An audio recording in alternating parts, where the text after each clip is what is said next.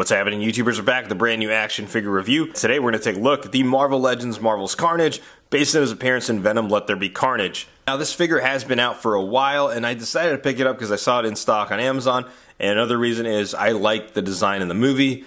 The movie itself I didn't really like, to be honest with you. I kind of prefer the first one, but the second one was kind of lackluster. Anyways, I thought the design of Carnage was cool. Whether or not the figure is as cool, I don't know, let's find out. So just like we do with all the reviews, we'll get started with the box art first. So it's the new standard Marvel Legends box now, and I think it's in unison with the other lines, like the G.I. Joe lines and stuff like that. You see the image of Carnage right there from the movie, and then in the back you see the artwork from the movie, or the image from the movie with Carnage versus Venom. Alright, that's enough about the box. Let's go and get Carnage out of the box. Here's Carnage out of the box. Let's take a look at his accessories first. So Carnage comes with two sets of hands. He's kind of has like these regular like sharp hands. And then he has these two weapon accessory hands that kind of like morph into like a sword. And then the other one is kind of like a clawed hand. It looks like he's just giving the middle finger. But the cool thing is there's also a hinge in them, so it helps for angling for better dynamic toy photography shots. And he comes with these. These are tendrils that port into the back of the figure. There's 3 ports right there, but there's 5 total because I mean these 2 are combined into 1. But I think these are pretty sick. So like they're like tendrils, and the cool thing about each one of these, they have bendy wire in them. So you like to see it. Bendy wire accessories and parts on figures that we haven't seen in a long time. I think the Doc Ock from the animated series 2-pack is the first one we've seen in a long time. I could be wrong, or it might be that one, or I don't remember if it was the Doc Ock from the 2-pack with Silk, but let me know in the comments below which one was the first one to have bendy wires in them. Another thing to make mention, the tendrils, some of the ends of the tendrils have like a rotation at the end of it, which I think is pretty sick. Not all of them to have it, but just some of them, which I think is cool. Again, adds more to the possibilities for dynamic shots. He also comes with 2 head sculpts. The first one, take a look at, is kind of like his smirking, smiling neutral, I guess. I don't know. Can't be neutral if he's smiling, right? But this is kind of like his regular head sculpt. And this is the thing I liked about the movie adaptation, like design, not the movie itself, but design, is that in some ways it did kind of have some of that essence of the comic design in there. So I can't hate on that, even though the movie, again, was a little lackluster. I do like how the design looks. And in terms of the figure's like overall appearance, I do like this little pearlescent they put on the eyes, like pearlescent white. There's a lot of detail, a lot of good sculpting work on here. And the second head sculpt is pretty gnarly. Like, when you look at it, like, there's a lot of good attention to detail going on there, and like, even the sculpting on his tongue. Dude's about to chow down.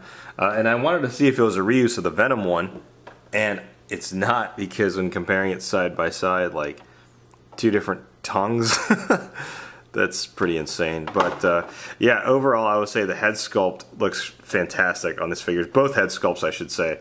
But again, just a lot of attention to detail, a lot of paint work right there. Looks really good. And when taking a look at the rest of the figure, this is where Legends really excels when it comes to the live action figures. Typically they're brand new sculpts, but also 95 to about 98% of the time they knock it out of the park when it comes to sculpting work, like, and the level of attention to detail when it comes to like the paint work, like, looks fantastic in my opinion. You could see all the intricate details right here, even up until like the little toes right there. Not little, it's a big ass figure, but you could see the tendrils and like those symbiote coming through from the body. Like, I think they definitely translated the movie look very well into figure form. Right now, it's going to jump right into size comparisons, and first size comparison, here's Carnage standing next to a couple other symbiote figures from Marvel Legends. On the left, we have the Venom 1 movie figure, and on the right, we have the Absolute Carnage from the Venom Pool Wave. And actually, I think these both were from the Venom Pool Wave. And I remember when they announced this Carnage, I was like, oh, I wonder if they're just reusing the Venom body mold, but I was wrong. He's towering over Venom, which you love to see, because in the movie Carnage is bigger than Venom, but in the comics it's the opposite. But next to the comic Carnage, the cool thing, like I mentioned earlier, even though I wasn't really much a fan of the movie, he did keep that essence of the Carnage aesthetic when you compare these side by side. And next size comparison here is next some live action Spider-Man figures from Marvel Legends. On the left we have the final swingsuit Spider-Man. On the right we have the Tobey Maguire Spider-Man. And on the left, we have the Amazing Spider-Man 2 design, aka Peter 1, Peter 2, and Peter 3. Another reason why I wanted to pick up this figure, I did want to do some toy photography shots with all 3 Spider-Man fighting Carnage, because I think it would be sick. If I had to pick, though, which Spider-Man I would want to throw in that Sony universe, well, I guess they're already in the Sony universe, but I would pick Andrew Garfield's Spider-Man. He's always been my favorite out of the 3. Which has been your favorite Spider-Man? Next size comparison here is some more Spider-Man characters from the Marvel Legends line. On the left, we have Spider-Man 2099 from Spider-Man Across the Spider-Verse. On the right, we have the retro-carded Scarlet Spider. In this size comparison, I kind of want to see how he matches up against some taller MCU figures, or considered tall MCU figures. On the left, we have Thanos from Infinity War, and on the right, we have Hulk from the Age of Ultron wave. And man, even this Carnage not towers, but he's taller than both of these figures. That's crazy.